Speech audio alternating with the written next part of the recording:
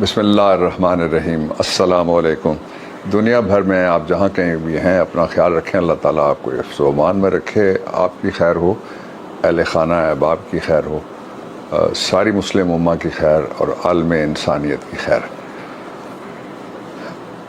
بہت ساری باتیں ہیں جو نہیں ہو رہی، میں پہلے وہ آپ کے سامنے رکھتا ہوں۔ 5 بڑے اس کے فیلڈ ہیں۔ ایک تو یہ کہ پاکستان میں 4 ہفتے کے اندر اتنی ریکارڈ مہنگائی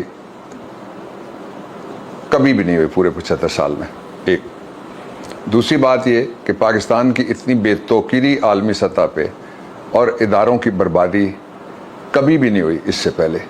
2 تیسری بات یہ ہے کہ جو جگ ہنسائی اس وقت ہو رہی ہے پاکستان کی، خاص طور پہ اداروں کے اوپر، حکومت میں بیٹھے ہوئے لوگ اور ان کے ماؤتھ پیس جس طرح سے حملہ آور ہو رہے ہیں، خواہ وہ چڑیا والا ہو یا خواہ وہ ویڈیو فاؤنڈری والی خاتون ہو، وہ اس سے پہلے کبھی بھی نہیں ہوئی گورنمنٹ کے ہوتے ہوئے، اگرچہ ان کا ریکارڈ ہے پہلے بھی۔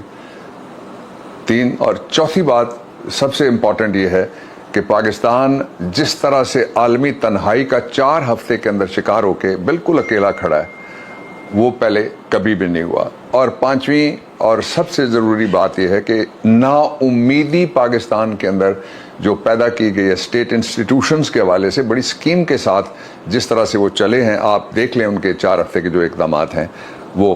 اور ایک اور بات میں آپ کے سامنے ضرور لانا چاہتا ہوں کہ ایک بہت زبردست قسم کا کام ہوا اس گورنمنٹ میں، وہ یہ ہے کہ کچھ لوگوں نے جو بیچارے شام کو کوئی 5-1 بجے میک اپ کرتے تھے اور 1 بجے اتارتے تھے، وہ کہتے تھے کہ آلو مہنگا ہو گیا، انڈا مہنگا ہو گیا، لیمن مہنگا ہو گیا، ادرک مہنگی ہو گئی، اور وہ کہتے تھے بڑے کا گوشت مہنگا ہو گیا، چھوٹے کا گوشت مہنگا ہو گیا، دھنیا مہنگا ہو گیا، پیاز۔ انہوں نے اتنی بڑی گردان رٹی ہوئی تھی جتنا پرائس انڈیکس پاکستان کے تیار کرنے والے اداروں کو بھی یاد نہیں۔ وہ سارے کے سارے یوں لگتا ہے کہ شہر خاموشاں کے باسی ہو گئے، نہیں بولتے اب۔ اس وقت بولتے تھے جب عمران خان کا اقتدار تھا، 35 سال پہلے بھی نہیں بولے۔ یہ جو گزرے عمران خان کے 3.5 سال، اس میں وہ خوب بولے، گرجے، برسے اور دمالیں ڈالی انہوں نے سکرینز کے اوپر۔ اب آئیے 3 ایسی باتوں کی طرف میں آپ کی توجہ دلانا چاہتا ہوں جدھر لوگوں کی کم توجہ جا رہی ہے، اور سب سے بڑی یہ بات یہ ہے کہ نواز شریف کیوں پاکستان واپس آنے سے انکاری ہے، کیوں اعتراض کر رہا ہے، کیوں ڈر رہا ہے، کیوں بھاگا ہوا ہے، اور کیوں خاموش ہے۔ یہ 2 چیزیں، اس کا جواب آیا ہے ابھی، اور وہ جواب میں آپ کے سامنے رکھنے سے پہلے آپ کو میں بتانا چاہتا ہوں کہ علاج بالکل بھی نہیں کروا رہا۔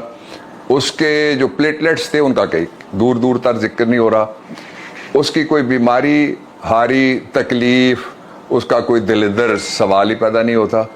وہ کر کیا رہا ہے؟ یہ بڑی امپورٹنٹ بات ہے جاننا کہ ایک مفرور جو عدالتی مفرور ہے، ایک پروکلیمڈ افینڈر ہے، ایک سزا یافتہ ہے جس کی سزا 50 روپے کے مچلکے کے وہ سسپینڈ کر کے اس کو باہر بھیجا گیا تھا، وہ وہاں کیا کر رہا ہے؟ دونوں طرح کی میں باتیں آپ کو بتا، پہلے باہر چلتے ہیں۔ جہاں وہ رہ رہا ہے وہاں 2 لوگوں کے ساتھ اس کا مسلسل رابطہ ہے، اور ان میں سے ایک کراچی کا ہے مفرور اس سے پہلے کا، اور اس کراچی والے جو مفرور اس سے پہلے کا ہے، اس کے ساتھ ان کی ڈیل یہ ہوئی ہے کہ ایک ایسی خاتون کو سندھ میں ایجنٹ آف دی فیڈریشن، جو سندھ کی ایگزیکٹو ہے، اس کا سربراہ بنایا جائے، جس نے بھارت کو باقاعدہ خط لکھا۔ وہ خط سوشل میڈیا پہ موجود ہوگا، کہیں نہ کہیں آپ نکال کے اس کو پڑھ لیجیے گا۔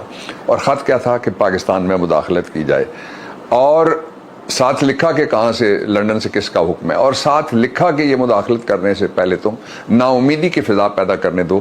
جو لا اینڈ آرڈرز ہیں، لا اینڈ آرڈرز نافذ کرنے والے جو ادارے ہیں، ان میں سب سے بڑا ادارہ فوج ہے، اس کا ایک حصہ رینجرز ہے، اس کا حصہ جو لا انفورسمنٹ ایجنسیز ہوتی ہیں، ملیشیاز پاکستان کے اندر وہ ہیں، اور پھر سویلین سائڈ کے اوپر ساری خرابیوں کے باوجود ادارہ جو اپنی چھاتی پہ برنٹ لیتا ہے وہ پھر پولیس ہے۔ ہماری طرف سے تو سب کو درجہ بدرجہ جہاں جہاں انہوں نے ٹھیک کام کیا وہ سب کو قوم شاباش دیتی رہتی ہے۔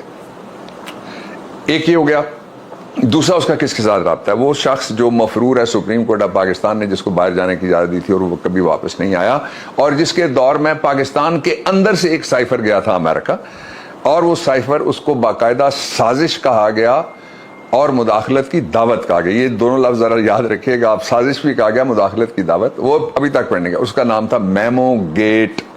میمو گیٹ ان دو اشخاص کے ذریعے سے، ایک وہ انٹرنیشنل اسٹیبلشمنٹس اور دوسرا جو واگا بارڈر کے مشرقی جانب کا ہمارا پڑوسی ہے، جو ہر وقت پاکستان کو ڈی سٹیبلائز کرنے کے لیے خواب دیکھتا رہتا ہے اور خواب بنتا رہتا ہے، اور میر جعفر اور میر صادق ڈھونڈتا رہتا ہے پاکستان کی سرزمین کے اندر مختلف طبقوں، حلقوں، صوبوں، علاقوں میں، جس کا ثبوت پاکستان کی آج بھی کسٹڈی میں موجود ہے۔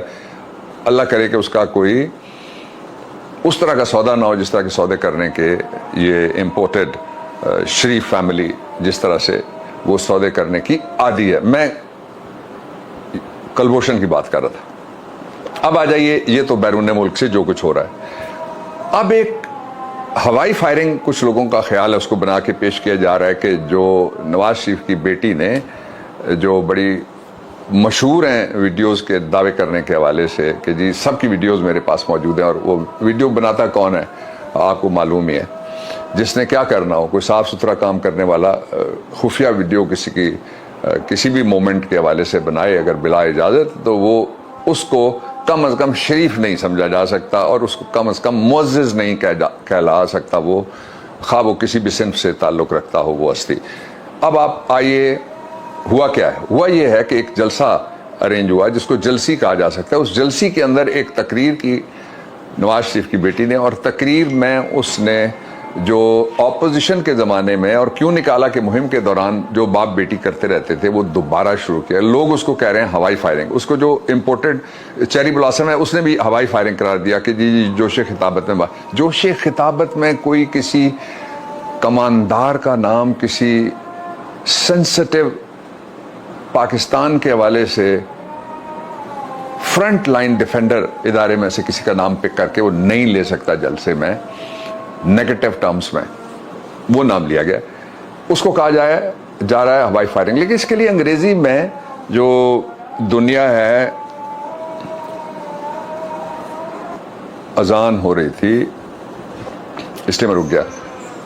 اب آئیے، انگریزی میں آپ کو بتا رہا تھا کہ لفظ کیا ہے اس کے لیے جو استعمال ہوتا ہے۔ انگریزی میں جو لفظ استعمال ہوتا ہے وہ ہوتا ہے ٹیسٹ فائر، کہ یہ چیک کیا جائے کہ اس کا ری ایکشن کیا ہوگا، اس کے مقاصد کیا ہو سکتے ہیں۔ میں سیدھا مختصر بات کرتا ہوں، وہ جو ٹیسٹ فائر کیا گیا ہوائی فائر نہیں ہے مریم نواز کا، وہ ٹیسٹ فائر تھا۔ اس کا مقصد وہ میں آپ کو 3 لائنوں میں آپ کے سامنے رکھتا ہوں۔ اس کی پہلی لائن یہ ہے کہ یہ چیک کیا جائے کہ کیا پاکستان کے پرائم اداروں کے اندر ہر طرح کا اتحاد، اتفاق اور یکجہتی پائی جاتی ہے، اگر نہیں تو دوسرا مقصد یہ کسی کو سنگل آؤٹ کیا جا سکتا ہے یا نہیں کیا جا۔ آپ کو میں یاد کراتا ہوں، جنرل مشرف کے خلاف آرٹیکل 6 کا مقدمہ بنا تھا۔ الزام کیا تھا کہ لیگل فریم ورک آرڈر کے ذریعے سے جنرل مشرف نے جج ہٹا دیے۔ وہ سیاسی جج تھا، آپ کو یاد ہی ہے، باقی تفصیل میں جانے کی ضرورت نہیں ہے۔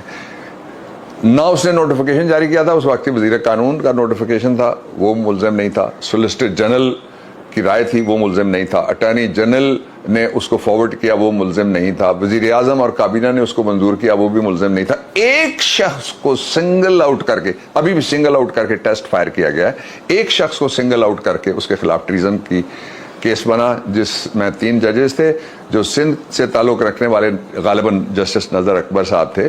انہوں نے ڈائسنٹنگ نوٹ دیا، اور پنجاب اور کے پی کے جو جج صاحبان تھے انہوں نے سزائے موت دے دی، اور وہ سزائے موت پھر ایک بہادری سے فیصلے کرنے والے ایک جسٹس نقوی صاحب ہیں، میں باقی لمبا نام نہیں لیتا، وہ انہوں نے، اور ان کے ساتھ 2 اور ججز تھے، full bench Lahore high court کا، اس نے اس کو الٹرا کانسٹیٹیوشن ماورائے آئین جو بظاہر لگتا بھی تھا قرار دے دیا اس کو۔ لیکن اس سے پہلے سپریم کورٹ آف پاکستان نے جو کیس تھا ظفر علی شاہ صاحب کا، اس میں 2 فیصلے پہلے ہی کر دیے ہوئے تھے، اس لیے میرے خیال میں اس کو بنیاد بنا کے اس ججمنٹ کو ختم کیا گیا۔ فیصلہ یہ تھا 12 اکتوبر 1999 کو، جو جنرل مشرف صاحب آئے، آئین انہوں نے رکھا سیری رائے چھت، اور بھول گئے اس کو پڑچھتی جس کو کہتے ہیں پٹھواری میں، اور چھت اور فرش کے درمیان ایک چھوٹی سی جگہ ہوتی ہے تو کارنس بھی اس کو کہتے ہیں، اس پہ رکھ کے وہ اس کو بھول گئے۔ تو ان کے خلاف انہوں نے کہا کہ جی جنرل صاحب آپ نے جو کچھ آپ کا ایجنڈا ہے وہ ڈکلیئرڈ ایجنڈا اس پہ عمل کریں 3 سال اور ساتھ آئین بھی امینڈ کر لیں. تو اس کا مطلب یہ ہوا کہ اگر 12 اکتوبر 99 کا ایکٹ تھا تو اس کے سبسیکوینٹ کوئی ایکٹ وہ اگر جائز تھا تو یہ بھی جائز ہوگا, وہ اگر ناجائز قرار دیا جاتا تو پھر یہ بھی ناجائز قرار دیا جا سکتا تھا, جس کا میں نے ابھی آپ کے سامنے رکھا. تیسرا جو مقصد ہے وہ یہ نواز شریف واپس نہیں آ رہے, اس کے ساتھ یہ لنک ہوتی ہے ساری سٹوری. وہ یہ دیکھنا چاہتے ہیں کہ اگر وہ واپس آئیں تو جو انہوں نے وعدے اپنے اس وقت کے لوگ جب وہ ووٹ کو عزت دینے کے نعرے مارا کرتے تھے لوگوں سے کیے ہوئے ہیں کہ وہ آ کے بدلے لیں گے, ایک ایک کا نام انہوں نے لیا ہوا ہے, چن چن کے انہوں نے لوگ نشانے پہ رکھے ہوئے ہیں, اپنے خیالات کا انہوں نے اظہار ایک دفعہ نہیں کیا, بارہا مسلسل تسلسل کے ساتھ, اور وہ کرتے رہے کنٹینیوسلی اور سانس روکے بغیر. وہ بالکل سارا کچھ انہوں نے کہا ہوا ہے, وہ سارا آپ کے پاس ہے, نکال کے دیکھ لیجیے گا. یہ تھا وہ مقصد اور یہ تھا وہ مطلب جس کے لیے یہ سارا ٹیسٹ فائر کیا گیا. میں آخری 2 باتیں آپ کے سامنے اور رکھتا ہوں. ایک شعر مجھے یاد آیا کہ دل میں ایک لہر سی اٹھی ہے ابھی, کوئی تازہ ہوا چلی ہے ابھی, جو تبدیلی کی ہوا چل رہی ہے اس میں ایک اضافہ ہو گیا. پاکستان کے بڑے نامور لوگ ہیں, مشائخ بھی ان میں شامل ہیں, ریلیجس اسکالرز بھی شامل ہیں, علماء بھی شامل ہیں, نامور ہستیاں ہیں, انہوں نے عمران خان کے موقف کی حمایت کا اعلان کر دیا. تو کیسے روکا جا سکتا ہے اس انقلاب کو جو پہلے لوگوں کے خیالوں میں بستا تھا اب لوگوں کے دلوں میں بستا ہے, زبان سے اس کا اظہار کیا جا رہا ہے اور ساری جگہ پہ کیا جا رہا ہے. ایک ہی راستہ ہے پاکستان کو اس ملک کے سب سے بڑے بحران سے نکالنے کا. اور دیکھیں جس ٹائپ کے لوگ مجرم ضمانت کے اوپر بیٹھے ہیں وہ بول بول کے کیا کہہ رہے ہیں. مثال کے طور پہ ایک نے شیخ رشید کو کہا میں اٹھا لوں گا, دوسرے نے, یعنی کوئی نوٹس لینے والا نہیں ہے, کوئی اس بات کا کوئی اپائے کرنے والا نہیں ہے. یہ کیا دھمکیاں دیجیے, کیا ریاست کے اوپر جو امریکہ کے بٹھائے ہوئے مینیجرز ہیں ان کو یہ اختیار حاصل ہے کہ وہ ریکورس آف لا, قانونی عمل کو اور راستے کو اپنائے بغیر کسی کو اس طرح سے کھلی دھمکیاں دیں. اگر دیں گے تو وہ چاہتے کیا ہیں, میں پہلے آپ کو بتا چکا ہوں کہ ان لوگوں کو لایا جا رہا ہے, لگایا جا رہا ہے, کیبنٹ میں بٹھایا جا رہا ہے جنہوں نے پاکستان کی قیام پاکستان سے پہلے مخالفت نہیں کی تھی, پاکستان بننے کے بعد مسلسل مخالفت کر رہے ہیں. اور آئین کے 62 کو اٹھا کے لے لیجئے, جو بھی پاکستان کی سالمیت کے خلاف ہوگا اور قیام پاکستان جو لفظ لکھا ہوا ہے اس کے بعد پاکستان کی مخالفت کرے گا, وہ الیکشن لڑنے کا پاکستان میں اہل نہیں ہوگا.